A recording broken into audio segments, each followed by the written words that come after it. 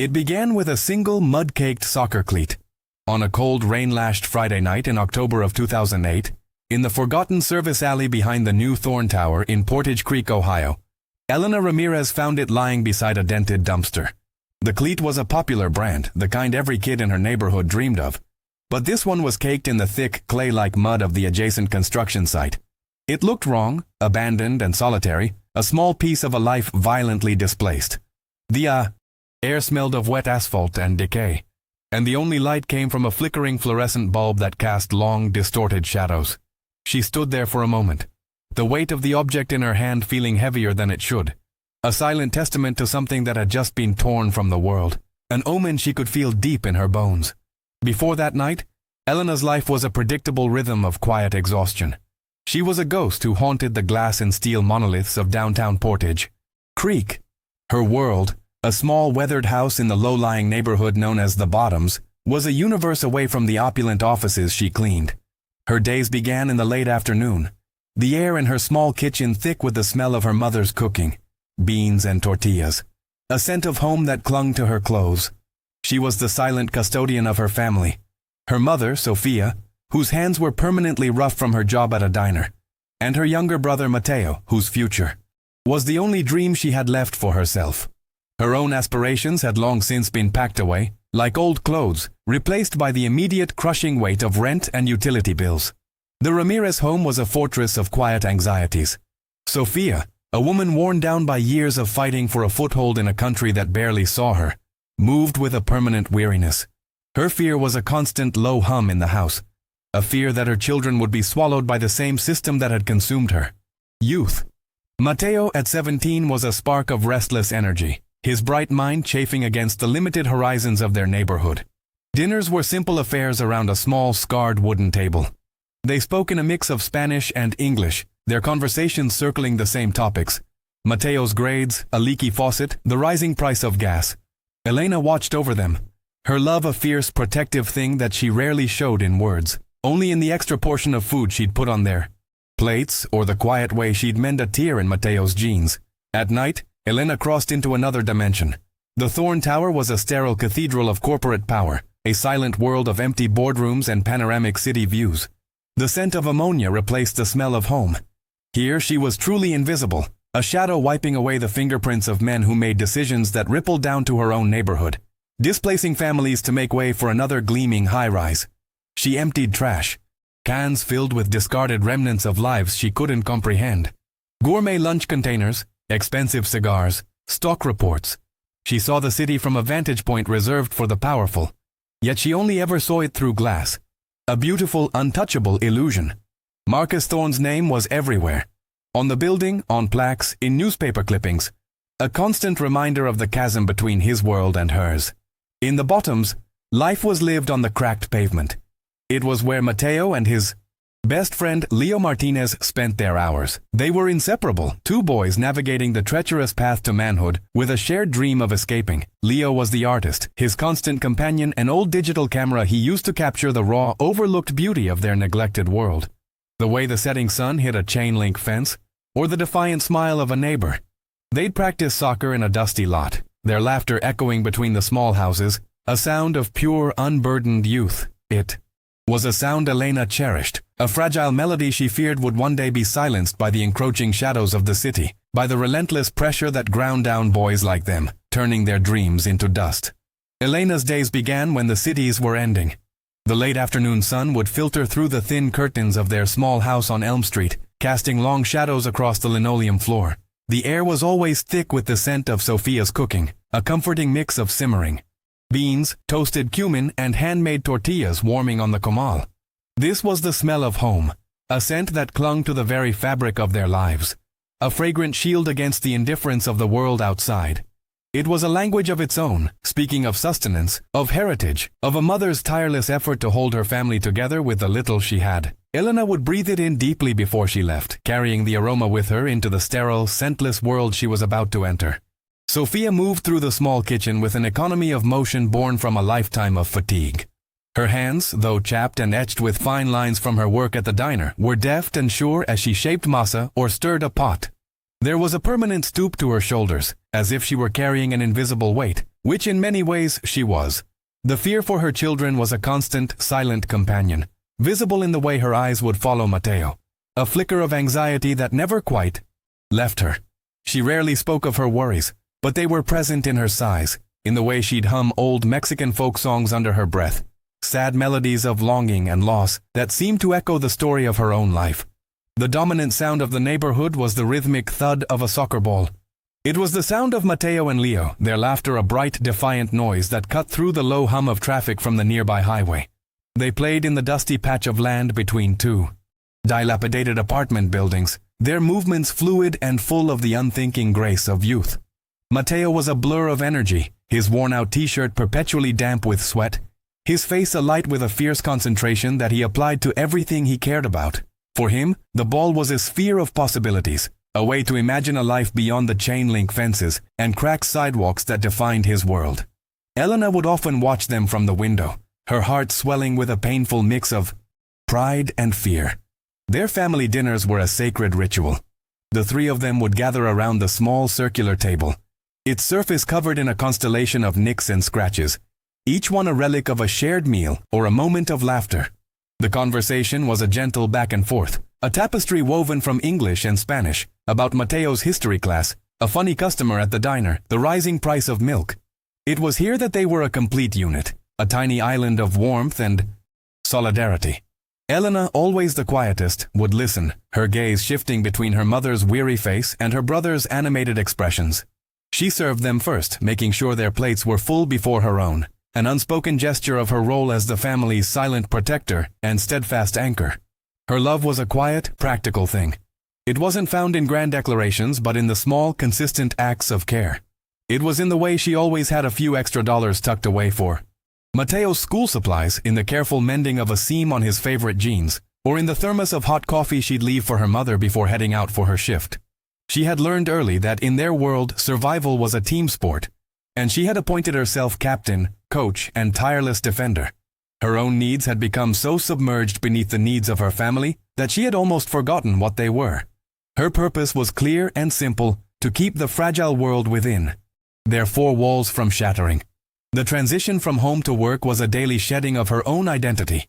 She would change out of her soft, faded jeans and into the stiff gray uniform of the cleaning service, the fabric smelling faintly of industrial-strength bleach. The uniform was a costume of invisibility, designed to help her blend into the background, to become a functional, unnoticed part of the corporate landscape. As she tied the laces of her sensible, non-slip shoes, she felt herself receding, the Elena who laughed with her brother and worried about her mother being replaced by a silent, efficient presence. She would look at her reflection in the small, clouded mirror by the door, and for a moment, a stranger would look back at her, her face already set in a mask of neutrality. The bus ride downtown was a journey across invisible borders. It rumbled out of the bottoms, past pawn shops and boarded-up storefronts, and climbed into the gleaming heart of Portage Creek. With each stop, the passengers changed, their tired, work-worn faces replaced by the crisp suits and ambitious expressions of the city's young professionals. Elena would stare out the window, watching her world give way to another. The modest wooden houses shrank in the rearview mirror, overshadowed by towers of glass and steel that clawed at the sky. The Thorn Tower was the final destination, a monument to a kind of success and power so vast and abstract, it felt like it belonged to a different species of human altogether. Stepping into the Thorn Tower was like entering a vacuum. The air was different, cool, still and filtered, carrying the faint chemical scent of money and ambition. The lobby was a cavern of polished marble and brushed steel, so quiet she could hear the soft hum of the elevators and the whisper of her own rubber-soled shoes on the floor. Here she was a ghost long before her shift even began. People moved around her, their voices low and urgent, their eyes fixed on phones or distant goals, never once registering her presence. She was less than a person. She was a function, a necessary but unseen component in the machine that powered this monument to Marcus Thorne's ego. Her work was a series of repetitive, solitary tasks that she performed with a practiced, almost meditative rhythm. She moved from floor to floor, a silent custodian of empty spaces. She wiped away the day's residue, smudges on glass conference tables, coffee rings on expensive mahogany desks, the faint imprint of a head on a leather chair where someone had worked late. She emptied wastebaskets filled with the detritus of powerful lives, Crumpled stock reports, half-eaten gourmet salads, empty espresso cups. Each item was a small clue to a world she would never inhabit, a world where people could afford to discard things so carelessly. The physical labor was demanding, leaving a dull ache in her back and shoulders by the end of the night. She learned the secret habits of the building's inhabitants. She knew who chewed on their pen caps, who left a trail of expensive cologne in their wake, who kept a bottle of antacids in their top desk drawer. She saw family photos on desks, smiling children and spouses in beautiful homes, and felt a strange, distant pang of connection and alienation. These were the people who ran the city, who made decisions that had real, tangible effects on neighborhoods like hers. Yet they were completely oblivious to the woman who cleaned their offices. This one-way intimacy was a heavy burden, making her feel both intimately knowledgeable and profoundly, hopelessly invisible. She existed in their space but not in their reality. During her 30-minute break, usually around 2 a.m., she would go to the executive floor. It was her favorite, not for the opulence, but for the view. From the 42nd floor, Portage Creek was transformed into a silent, glittering carpet of light. She could see everything from up there. The entire city, laid out before her like a map. She would search for the small dark patch in the distance that was the Bottoms, a place without the bright decorative lights of downtown. From this height, the distance between her world and this one felt both infinite and conquerable. It was a moment of profound loneliness, a feeling of being an outsider looking in, suspended between the sky and the sleeping city below. There were ghosts of her own dreams in those quiet, early morning hours. She remembered a time when she was Mateo's age, filled with a fierce desire to be a veterinarian.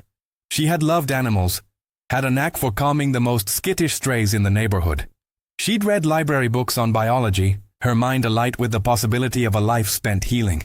But that dream, like a delicate seedling, had withered without the right conditions. Her father's death, her mother's struggle, the sheer crushing weight of economic reality. It had all conspired to bury that version of herself. Now the dream felt like a story she'd read about someone else. A faint, bittersweet memory from a forgotten life. All of that sacrificed ambition was now channeled into Mateo. He was the vessel for all her deferred hopes. Her exhaustion was a currency she spent to buy him a future. Every hour she spent scrubbing floors, every moment she endured the ache of invisibility, was an investment in his escape. She wanted him to have choices she never had, to see the world from a vantage point, other than a bus window or the top floor of a building he could never enter as an equal. Her fear for him was as fierce as her love. She saw the dangers that lurked in their neighborhood, the easy allure of quick money, the simmering resentment that could curdle a young man's soul. The bus ride home was a mirror image of her journey in. As the first hints of dawn painted the sky in shades of gray and pink, the city began to stir. The streets were filling with delivery trucks and the first wave of commuters. She watched the glass towers of downtown recede, feeling the tension in her shoulders ease with every mile that brought her closer to home. She was returning from the land of the invisible, back to the one place where she was not only seen but was the center of a small, fragile universe. The bus would hiss to a stop on her corner, and she would step out into the cool morning air, the smell of home already reaching out to welcome her back. She would let herself into the quiet house, her key turning softly in the lock. Sophia would be asleep, and Mateo wouldn't have to leave for school for another hour. This was her time, a small pocket of silence that belonged only to her. She would sit at the kitchen table, the same one from last night's dinner, and drink a glass of water, watching the light slowly fill the room. She was tired, a deep, bone-weary exhaustion that sleep could only dull, never erase. But as she sat there, in the heart of her family's world, she felt a sense of profound, unshakable purpose. She was Elena Ramirez. She was a daughter and a sister, and here, in this house, she was anything but invisible. That Friday, October 24, 2008, began under a ceiling of bruised gray clouds.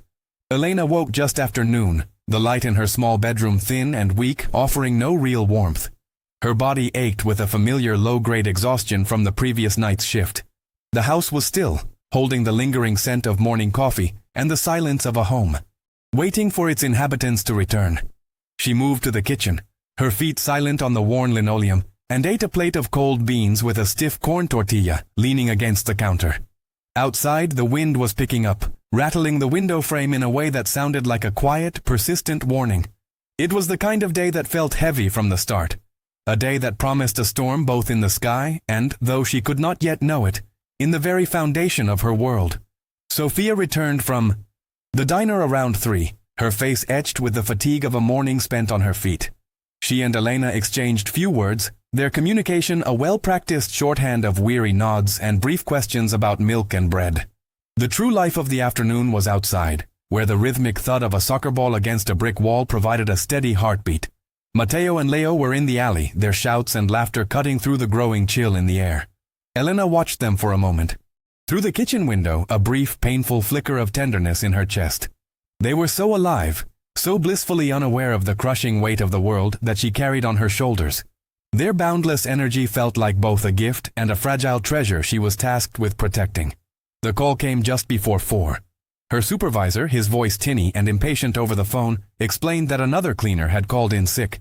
He needed someone for a double shift at the Thorn Tower. The sauce. Pay would be time and a half. Elena hesitated for only a second, the image of an overdue electricity bill flashing in her mind. "Yes, I'll do it," she said, her voice flat with resignation. The decision settled in her stomach like a stone. A 16-hour shift.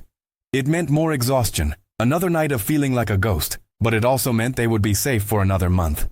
She packed an extra sandwich, peanut butter and jelly on white bread, and a thermos of black coffee, preparing her body for the long, draining hours that lay ahead in the silent, empty monolith downtown. Just as she was tying the laces of her work shoes, the front door burst open and Matteo and Leo tumbled in. A whirlwind of cold air, damp earth, and boisterous energy. Their cheeks were red from the wind, and their jeans were splattered with mud from the vacant lot where they played. Leo grinned at her, his camera hanging from a strap around his neck. "See you later, Elena," he said, his voice bright. Matteo was already raiding the refrigerator. Elena's only reply was a tired instruction to her brother. "Don't be out too late, mijo. And clean up your mess." It was a mundane, forgettable exchange, the kind they had 100 times. She didn't know it was a farewell, a final, ordinary sentence uttered just before the world fractured, the last time she would ever see Leo Martinez alive. The bus ride was a slow, lumbering journey into the heart of the storm. The rain began as a light drizzle, then intensified, smearing the city lights into long watercolor streaks across the grimy window. Elena watched the familiar landscape of the Bottoms, the small houses with their hopeful porch lights, the corner store with its flickering neon sign, recede into the rainy darkness. As the bus climbed toward downtown, the buildings grew taller, more imposing, their windows like 1,000 unblinking eyes staring down at the city. The Thorn Tower loomed ahead, its peak shrouded in low-hanging clouds. ACUE Mai saw steel and glass spear aimed at the angry sky. Stepping off the bus, the cold rain hit her face, a sharp, unwelcome baptism into the long night that awaited her. A night that was already feeling different, heavier, than all the others. Her first 8 hours were a familiar blur of solitary labor. The building was unusually quiet, most of the offices having emptied out early ahead of the worsening storm. She moved through the deserted floors in a practiced, silent rhythm, her cleaning cart AI, faithful companion in the vast emptiness. The only sounds were the whisper of her rubber-soled shoes on polished marble, the soft click of an office door closing behind her, and the relentless drumming of the rain against the immense panes of glass. This deep into the night, the tower felt less like a place of business and more like a tomb, a sterile monument to a world that functioned without her, a world she was paid to keep pristine but could never truly touch. Fatigue settled deep into her bones, a dull ache that was both physical and existential. It was just after 11 o'clock when she took her first break. On the 42nd floor in Marcus Thorne's cavernous corner office, she stood by the window, sipping her now lukewarm coffee. The storm was in full force, the wind howling around the building. Her gaze drifted down to the service alley and the adjacent construction site, an area dimly lit by the harsh, white glare of temporary floodlights. Through the sheets of rain, she saw them. 2 figures. One was tall and broad-shouldered, his posture radiating an unmistakable authority she recognized from newspaper photos as Marcus Thorne. He was gesturing angrily at a much younger, slighter figure. She couldn't make out a face, only the frantic defensive posture of the boy, as Thorne seemed to shout, his movements sharp and violent. The scene felt intrusive, a raw, private explosion in the middle of the storm. The sight left a cold knot in her stomach, but she pushed the feeling away. It was not her world. The powerful people who inhabited this tower lived lives of high drama and consequence, their conflicts as grand as their fortunes. It had nothing to do with her. She was here to clean, to remain invisible, to earn the money that kept her family afloat. She turned away from the window, forcing the image from her mind, and went back to her cart. She focused on the simple, repetitive tasks at hand: wiping down a glass tabletop, emptying a wastebasket, scrubbing. A smudge from the wall. The methodical work was a comfort, a way to build a wall between herself and the unsettling scene she had witnessed, a scene she was already trying to forget. Her shift was finally ending. At nearly 3 a.m., she rode the service elevator to the ground floor with the last of the trash bags. Pushing open the heavy steel door to the service alley, she was hit by a blast of cold, wet air. The rain had eased to a steady drizzle, but the alley was slick with puddles that reflected the single, flickering security light above. As she heaved the last bag into the cavernous dumpster, her work shoe scraped against something solid but yielding. She glanced down, her eyes adjusting to the gloom. There, lying half-submerged in a muddy puddle beside the dumpster, was a single soccer cleat. It was a popular brand, black with 3 white stripes, but it was the thick, reddish clay caking its studs and sides that made her breath catch in her throat. She reached down and picked it up. The cleat was cold and heavy with water, the mud thick and pasty under her fingers. It was the exact same mud she had seen on Mateo and Leo's jeans just hours earlier. In that instant, the world stopped. The distant sound of a siren, the dripping of water from the fire escape, the low hum of the city, it all faded into a roaring silence in her ears. The argument she had seen from the window was no longer a distant, abstract drama. It was connected somehow to this solitary, abandoned object in her hand. This cleat was not just lost, it was a piece of a story that had been violently interrupted. Standing alone in that cold, wet alley, Elena Ramirez felt the ground beneath her feet give way, as the ordinary, predictable world she knew shattered into a million terrifying pieces. The first dawn broke gray and unforgiving. Elena returned home not to the familiar quiet of a sleeping house, but to a silence that was sharp and wrong. Mateo was awake, sitting at the kitchen table, his face pale, his eyes wide with a fear that hadn't yet found a voice. He hadn't seen Leo. They were supposed to meet early, to go look at a used car Leo was saving for. The calls to Leo's cell phone went straight to a flat, impersonal voicemail. A knot of ice formed in Elena's stomach. She walked the few houses down to the Martinez home, her own exhaustion a distant hum beneath a rising tide of dread. The sight of Mrs. Martinez's face, already a mask of controlled panic as she stood on her porch staring down the empty street, confirmed that the night had stolen something irreplaceable. Inside the small, crowded Martinez living room, the air was thick with a suffocating tension. Leo's father, a quiet man who worked at a tire factory, paced the worn floral carpet, his hands clenching and unclenching at his sides. Mrs. Martinez sat rigidly on the sofa, clutching a framed photo of her son, her knuckles white. Elena stood by the door, the mud-caked cleat she'd hidden in her work bag feeling like a piece of lead against her hip. She couldn't bring herself to produce it, to give this formless terror a solid, terrible shape. Mateo was trying to be strong, suggesting places to look, friends to call, but his voice cracked, betraying the raw fear that was consuming him. Every passing minute stretched into an eternity, each tick of the clock on the wall a hammer blow against their dwindling hope. The arrival of the police patrol car was a public spectacle. Its slow crawl down. Their narrow street drew neighbors to their windows, their faces etched with a mixture of concern and morbid curiosity. The 2 officers who stepped out moved with a weary, practiced detachment. Inside the Martinez home, their questions felt like accusations disguised as procedure. Did Leo have any enemies? Was he involved with gangs? Was he having problems at home? They took notes in small, spiral-bound pads, their gazes sweeping over the modest furniture, the crucifix on the wall, the stack of unpaid bills on the counter, as if the answers were hidden in the architecture of their poverty. The family's frantic worry was met with a bureaucratic calm that felt colder and more alienating than outright indifference. By mid-morning, Detective Miller arrived. He was a man in his early 50s, his face a roadmap of cynicism and fatigue, his suit rumpled in a way that suggested he slept in it. He listened to Mrs. Martinez's tearful account with a professional patience that bordered on condescension, his eyes never quite conveying empathy. He spoke to Mateo, his questions circling back to the same themes of trouble, of gangs, of running away. The easy narratives for a boy from the bottoms. The official investigation was beginning not with a search for a missing child, but with a subtle character assassination of the victim. Miller's presence filled the small house, not with reassurance, but with the chilling realization that they were on their own. Their grief just another case. File on a desk piled high with the city's forgotten tragedies.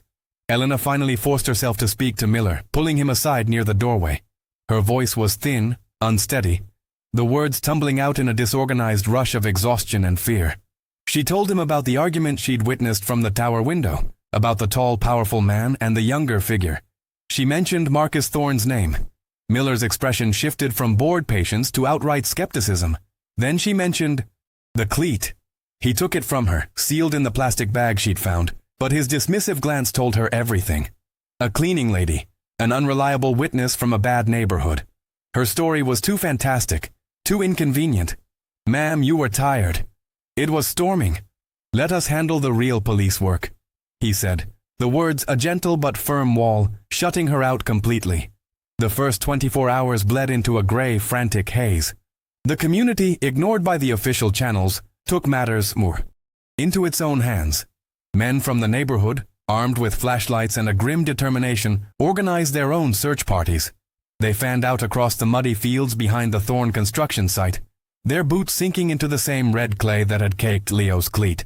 They called his name until their throats were raw, the sound swallowed by the vast, indifferent landscape of steel girders and excavated earth. Elena watched them from her window, a terrible guilt gnawing at her. She had seen something, held a piece of the truth in her hand, and it had been dismissed as nothing. The chasm between what she knew and what the world was willing to believe felt impossibly wide. Within 2 days, Leo's face was everywhere. His school picture, showing a boy with a slightly crooked, hopeful smile, was photocopied onto hundreds of flyers. Volunteers taped them to telephone poles, in the windows of corner stores, and on the chain-link fences surrounding the park. The word "missing" was a stark, brutal headline above his young face. Seeing his image repeated over and over was like a series of small, sharp blows to the heart. He was no longer just Leo, their neighbor, Mateo's best friend. He had become a symbol of their collective fear. His smiling face a ghostly presence that haunted every street corner. A constant, silent question for which there was no answer. The flyers were a desperate prayer plastered onto the skin of the city. A plea to a world that was already starting to look away. The local news vans were next to arrive, their satellite dishes rising over the neighborhood like strange metallic trees. A reporter with perfect hair and a somber expression stood on the corner, speaking into a camera about the troubled, gang-plagued neighborhood where a young man had vanished. The narrative was being written in real time, and it was one they all recognized. Leo wasn't just a missing person, he was a statistic, his disappearance framed as an inevitable consequence of his zip code. The questions they asked the family were invasive and leading, searching for a story of poverty and dysfunction. The media's attention felt less like help and more like an autopsy, with them picking apart the community's grief for a 30-second segment on the evening news. Then came the response from the tower. Marcus Thorne, in a televised press conference from his gleaming office, expressed his profound sorrow and deep concern. He spoke eloquently about the city as one big family and announced a $10,000 reward for any information leading to Leo's whereabouts. The gesture was met with public applause. Newspapers lauded him as a civic hero, a pillar of the community. Watching on their small television, Elena felt a wave of nausea. It was a masterful performance of public relations, a way to control the narrative and distance himself from the muddy ground where a boy had disappeared. The reward wasn't an act of charity, it was a wall of money built to insulate him from any possible connection to the events of that rainy Friday night. The official investigation quickly lost momentum. Detective Miller's team focused almost exclusively on the bottoms, questioning teenagers who knew Leo, searching for a non-existent drug deal or a gang rivalry. They treated Mateo not as a grieving friend, but as a person of interest, his pain and anger twisted into something suspicious. The cleat Elena had found was logged, photographed, and filed away, officially deemed inconclusive. Her statement, with its wild accusation against the city's most powerful man, was buried deep in the file, a loose thread no one had any intention of pulling. The system was working exactly as it was designed to, protecting the powerful by dissecting the powerless, ensuring the official story was the only one that would ever be told. In the vacuum of official information, rumors and whispers began to fill the air. Mrs. Gonsalves, who lived 2 houses down and watched the street from her window like a hawk, Told anyone who would listen that she'd seen a dark, unfamiliar sedan parked in the alley that night, its engine running for almost an hour. A teenager who worked the late shift at the nearby gas station swore he saw Leo arguing with a man in a suit earlier that evening, but he couldn't see the man's face clearly. These fragmented sightings were the whispers of a truth that couldn't speak its name, small pieces of a mosaic that no one in authority had the will to assemble. They were the stories of the invisible, dismissed as neighborhood gossip by the very people who were supposed to be searching for answers. A patrol officer did a cursory interview with the night shift receptionist at the Thorn Tower. She remembered Mr. Thorn leaving late, looking uncharacteristically flustered and angry, his expensive overcoat splattered with mud. But she kept that detail to herself. A woman in her position did not offer unsolicited observations about a man like Marcus Thorn. Her job, her livelihood, depended on her discretion, on her ability to see nothing. The bus driver who drove the late-night route downtown was also questioned. He recalled a young man with a camera getting off near the tower, but he couldn't be sure of the time. Every potential lead was a dead end, not because the clues weren't there, but because they pointed in a direction no one was willing to look. A heavy, suffocating silence descended upon the Ramirez home. Sophia, her face a permanent mask of fear, pleaded with Elena to let it go. "They are not like us, Elena," she would whisper late at night, her voice trembling. "They will destroy us for speaking the truth. Think of Mateo." Her fear was a poison, seeping into the foundations of their family, creating a rift between them. Mateo, meanwhile, retreated into a fortress of silent, simmering rage. He barely spoke, his grief curdling into a hard knot of guilt and anger. He felt he should have been with Leo, that he should have protected him. The unspoken tension in the house was unbearable. The shared trauma, a wall that was slowly, inexorably pushing them all apart. The days stretched into a week, then two. The news vans left. The search parties dwindled, their hope eroded by the cold, fruitless searches. The flyers of Leo's smiling face began to curl and fade in the autumn rain, his image slowly dissolving back into the indifferent city. Portage Creek moved on. There were other stories, other tragedies to consume the public's fleeting attention, but in the bottoms, the void left by Leo's absence remained. It was a physical presence, an empty seat in a classroom, a silent corner in the dusty lot where he and Mateo used to play soccer. The world had forgotten, but here the wound was still fresh, a raw, gaping hole in the heart of their community. Hope is a fragile thing, and in the face of official indifference and the relentless passage of time, it began to decay. The vigils held in. The park became less about praying for Leo's safe return and more about mourning his loss. The community began to speak of him in the past tense. The empty chair at the Martinez dinner table became a shrine. For Elena, the world had been cleaved in two. The time before that night, and the desolate, silent landscape of the time after. The image of the argument in the rain. The memory of the cleat's cold weight in her hand. These things were now a part of her. A terrible secret she was condemned to carry alone. A silent witness in a world that had chosen to be blind and deaf. The first year was a lesson in the permanence of absence. Leo's 18th birthday arrived that spring, not with a party, but with a suffocating silence that filled the Martinez home. Mrs. Martinez baked his favorite cake, a tres leches, and placed a single unlit candle in the center. It sat on their dining table all day, a monument to a life interrupted. Mateo refused to go over, unable to face the ritual of their shared grief. He spent the day in his room, the door locked, the silence on his side of the wall a mirror of the silence in theirs. The seasons turned, dressing the city in the bright colors of spring and the deep greens of summer. But in the bottoms, it was always a cold, gray October.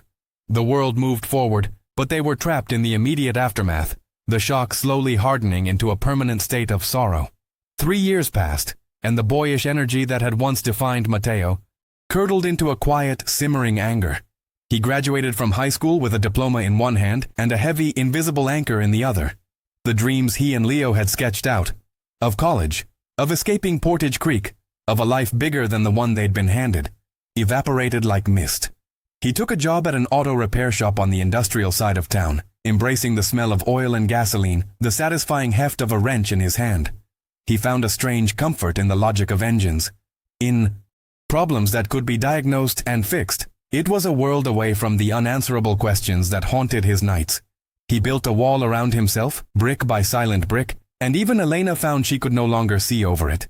By the 5th anniversary of Leo's disappearance, Elena had settled into a hardened version of herself. She was 33, her face beginning to show the fine lines of a life lived under constant pressure. She still cleaned the glass towers downtown, but now a cold fury accompanied her on her nightly rounds. She watched Marcus Thorne's star continue to rise. He was on the cover of local business magazines, lauded as a civic visionary, his name attached to new philanthropic projects.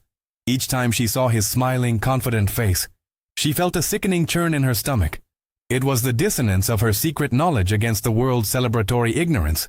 The injustice was a constant low-grade fever in her blood, fueling a relentless drive to save. 2. Build a small fortress of financial security around what was left of her broken family. The relentless passage of time was most visibly cruel to Sophia. The quiet, constant fear for her children's safety eroded her from the inside out. Her hair, once a lustrous black, became a thin, brittle silver. A tremor developed in her hands, making it difficult for her to thread a needle or hold a full cup of coffee. She surrendered her job at the diner, her body no longer able to withstand the long hours. On her feet, her world shrank to the four walls of their small house, where she spent her days in a state of quiet, prayerful vigilance. The vibrant woman who once filled their home with the scent of simmering spices and the sound of old Mexican folk songs had faded, leaving behind a frail, fearful ghost haunted by a loss that was not her own, but one she had absorbed into her very soul. After 8 years, the city's revitalization, spearheaded by Thorne Development, finally reached their doorstep. The wave of gentrification, which had started as a ripple downtown, became a tsunami that crashed over the bottoms.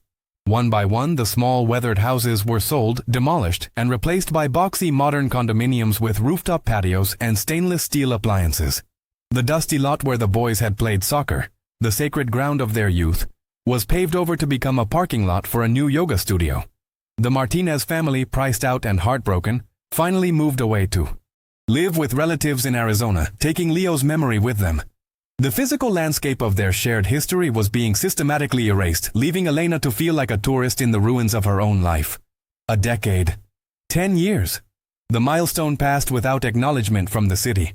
Leo Martinez was now a ghost in the municipal machine, his case file stored in a cardboard box in a climate-controlled archive, officially designated as cold.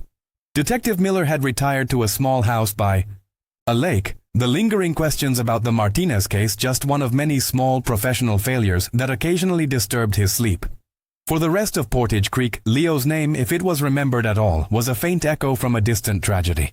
But for Elena, the silence of those 10 years was not a void. It was a solid thing, dense with unspoken accusations, and the crushing weight of a truth that had been buried alive.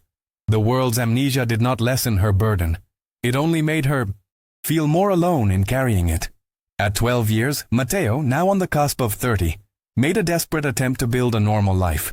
He met a woman, a kind, steady-handed nurse named Chloe, who saw the goodness in him beneath the layers of scar tissue. For a brief, hopeful period, it seemed he might find his way back. They moved in together, their small apartment a fragile bubble of domestic peace. But the ghost of Leo was always there, an unseen third person in their home. Mateo could not articulate the source of the darkness that sometimes claimed him, the sudden withdrawals into a silence she couldn't penetrate. He couldn't explain that his past was not a story with an ending, but an open wound. Eventually, the weight of what he could not share became too heavy, and the fragile life they had built together shattered. 15 years after that night, Elena, at 43, took a leap. With the money she had obsessively saved, she quit the cleaning service and started her own company, Ramirez Commercial Cleaning. It was a small, quiet act of rebellion, a way to reclaim her own name and her own time. She hired 2 other women from the old neighborhood, paying them a fair wage and treating them with the dignity she had so rarely been afforded. Her reputation for meticulous, reliable work grew, and her small business thrived. It was a measure of success, but a hollow one. Every evening as she drove home, she would see the Thorne Tower dominating the skyline, a gleaming, unassailable monument to the man who had stolen her youth and broken her family, a constant reminder that some messes can never be cleaned up. Portage Creek was now a different city, one that had willfully forgotten its own past. The Bottoms had been rebranded the East Village, its gritty working-class history scrubbed clean and replaced with wine bars, boutique hotels, and art galleries. Marcus Thorne was more than a developer. He was a local hero, a celebrated philanthropist whose Name was etched in granite on the new public library and the children's wing of the hospital. He was the architect of the city's prosperous future, a future built directly on top of the erased lives and bulldozed homes of people like Elena. This public celebration of the man she knew to be a monster was the ultimate gaslighting, a collective delusion that made her own memory feel like a form of madness. Yet, for all the years that had passed, for all the ways the world had changed around them, the heart of the trauma remained perfectly preserved. In a shoebox tucked away in her closet, Elena kept a faded photograph of Matteo and Leo, arms slung around each other's shoulders, their faces bright with a future that would never come to be. Sophia, her memory now beginning to fray, would sometimes ask where that nice Martinez boy had gone. And Matteo, alone in his garage late at night, would find his hands stilled, the scent of gasoline momentarily replaced by the phantom smell of rain and wet earth. Time had been a relentless, destructive force, but it had been powerless against the memory of that single, catastrophic night. The wound had not healed. It had simply become the landscape of their lives. The truth, when it finally surfaced, did not arrive with a thunderclap, but with the grinding groan of heavy machinery. In the summer of 2023, the city of Portage Creek, in its relentless pursuit of renewal, began a massive public works project to overhaul its aging sewer lines. This required the excavation of a multi-level parking garage adjacent to the Thorn Tower, a structure that had been hastily erected by Thorn's company in the months following Leo's disappearance. For 15 years, thousands of cars had parked on the concrete tomb, their occupants oblivious to the secret sealed beneath their tires. The work was mundane, a routine demolition, until the morning a hydraulic hammer, shattering a deep section of the foundation, struck something that wasn't rebar or stone. The machine stopped, and a silence fell over the worksite, a silence pregnant with a discovery that had waited 15 years to be made. A young foreman, barely older than Leo would have been, was the one who made the call. Peering into the fractured concrete and earth, he saw the unmistakable outline of human bones, tangled with the remnants of a faded t-shirt. The site was immediately shut down, cordoned off with yellow tape that fluttered in the humid summer breeze like a warning. A forensics team arrived, moving with a quiet, methodical reverence. They worked for hours under the harsh sun, carefully brushing away layers of dirt and pulverized concrete. Tucked beside the skeletal remains, they found it. A small, mud-caked object, its plastic casing cracked and warped by the immense pressure it had endured. It was an old model of a digital camera, a relic from another era, its lens shattered like a blind eye. It was Leo's camera, the one that had been his constant companion, his way of seeing the world. The news broke on a Tuesday evening, a brief, startling report on the local station. The discovery of unidentified human remains at a downtown construction site. The camera was mentioned as a secondary detail, a potential clue. In his quiet suburban home, a retired Detective Miller, now a man of 72 with a tired heart and hands that trembled slightly, watched the report from his recliner. The word camera snagged in his memory, pulling a thread that unraveled 15 years of carefully constructed indifference. He saw a face, not Leo's, but Elena's. He remembered her standing in that small, crowded living room, exhausted and terrified, telling him a story he had chosen not to believe.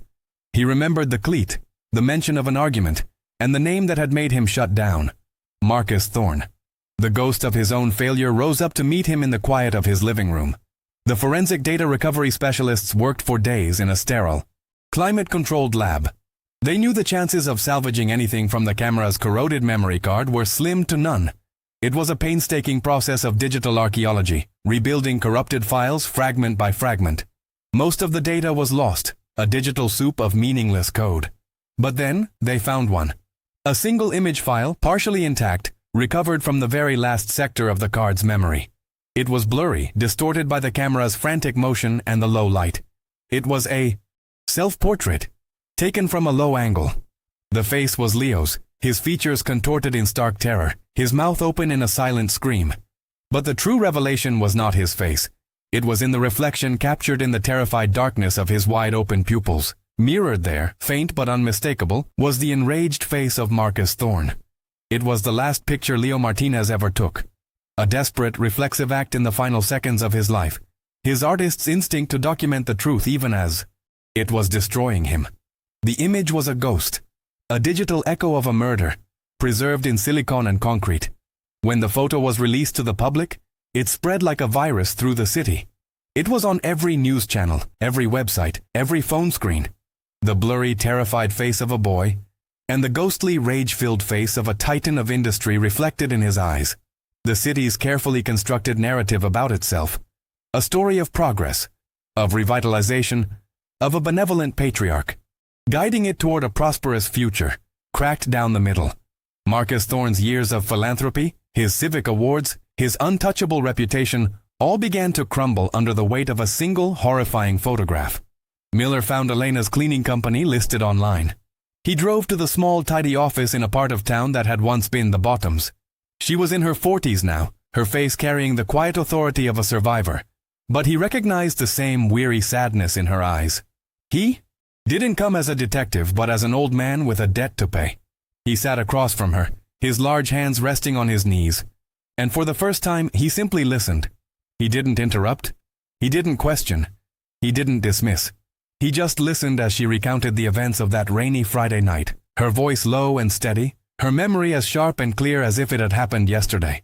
The story she told was no longer a fantastical accusation. It was the key, the human context that gave the ghostly photograph its devastating meaning. Her words, 15 years late, filled in the blanks. The argument she'd witnessed from the tower window. Thorne's angry gestures, the boy's defensive posture, the mud on Thorne's expensive coat, which the receptionist had been too afraid to mention, and the cleat, the physical proof she had held in her hand, connecting the man in the tower to the boy on the ground.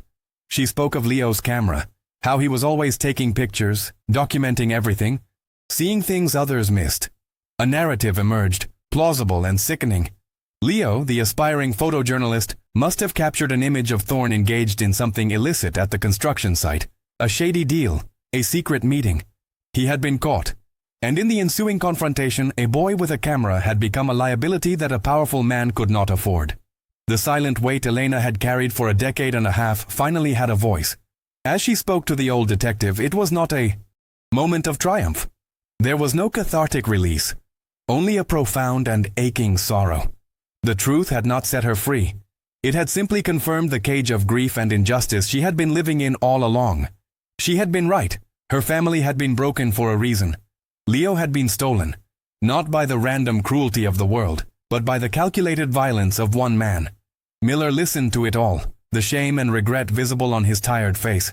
When she was finished, he simply nodded, his eyes full of a sorrow that mirrored her own. "I am sorry," he said, the words small and inadequate against the vastness of her loss. "I should have listened." Armed with the photograph and Elena's now corroborated testimony, the cold case was officially reopened with a new, horrifying momentum. The investigation that followed was swift and merciless. The receptionist from the tower, now living in another state, finally came forward, her conscience stirred by the news. She confirmed seeing Thorne return late that night, disheveled, his clothes and shoes caked in the same red clay found on Leo's cleat. Construction records, long buried in an archive, showed that the specific section of the garage's foundation had been poured ahead of schedule, a last-minute change ordered personally by Thorne in the days after Leo's disappearance. The pieces of the mosaic, once scattered and ignored, were now being fitted together, revealing a portrait of a cold, calculated murder and a 15 years cover-up. The arrest of Marcus Thorne took place on a bright, sunny morning, a stark contrast to the stormy night that had started it all. He was led from his marble-floored mansion in handcuffs, his face a mask of disbelief and indignation. The city he had built watched, stunned, as its greatest champion was revealed to be its most depraved villain. For Elena, watching the news on a small television in the break room of her office, the moment was surreal. There was no sense of victory, no feeling of justice served. There was only the hollow echo of a boy's laughter in a dusty lot, the ghost of a future that had been paved over with concrete and lies. The truth was finally out. But it had come at a cost that could never be repaid. A debt written in years of silence, grief, and irreparable loss. The trial of Marcus Thorne was a civic spectacle, a city forced to watch its own autopsy on live television.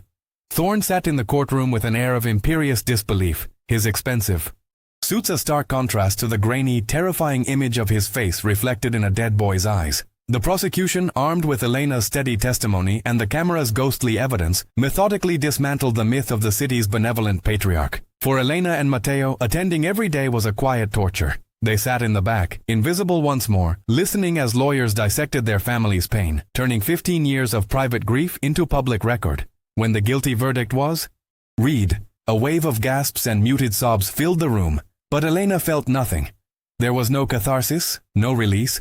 It was merely the final sterile punctuation mark on a story that had been written in blood and buried in concrete long ago. They buried Leo Martinez on a Tuesday, under a sky the color of old slate. It had been 15 years, 2 months, and 6 days since he disappeared.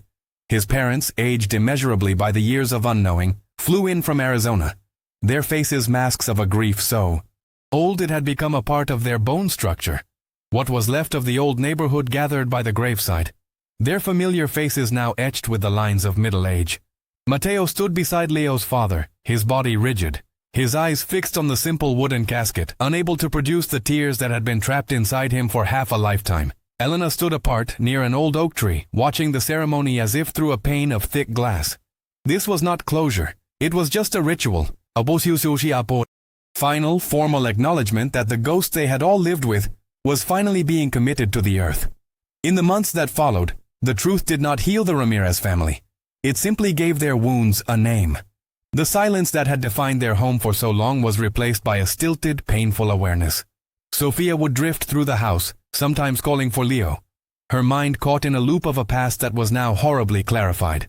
Mateo and Elena tried to talk, to bridge the chasm of unspoken trauma that separated them, but the words felt clumsy and inadequate. The shared knowledge of Thorne's guilt was a heavy blanket, not a source of comfort. It was a confirmation that their lives had been irrevocably broken, not by fate, but by a deliberate act of casual cruelty. They were survivors of a war no one else knew had been fought, and the long-awaited peace felt indistinguishable from exhaustion. One cool autumn evening, Elena drove Mateo back to the place that no longer existed. The bottoms were gone, replaced by the sterile geometry of the East Village. She parked in the brightly lit multi-level garage that now stood where the dusty soccer field had been. They got out and walked to the spot where Leo's body had been found, a space now marked only by a numbered parking stall. They stood there for a long time, the air thick with the ghosts of shouted laughter and the rhythmic thud of a ball. Mateo reached into the back seat of the car and pulled out an old, cracked soccer ball, its leather worn smooth by time. He didn't bounce it or kick it.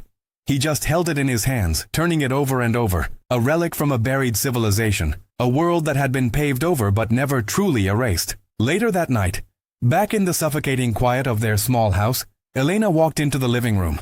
The television was off. Her mother was asleep. Mateo had retreated to his room. For years, a small faded photograph had sat on a crowded bookshelf, tucked behind other mementos. Mateo and Leo, arms slung around each other's shoulders, their faces alight with the fierce, beautiful arrogance of 17. She picked it up, her thumb gently wiping a phantom speck of dust from the glass. She looked at it for a long moment, at the two boys frozen in a time before the storm. Then, with a slow, deliberate movement, she walked to the mantelpiece, the heart of the room, and placed the photograph in the very center. She stepped back, her gaze fixed on their smiling faces. The silence in the room was absolute, no longer an absence, but a presence. It was the sound of memory, permanent and profound,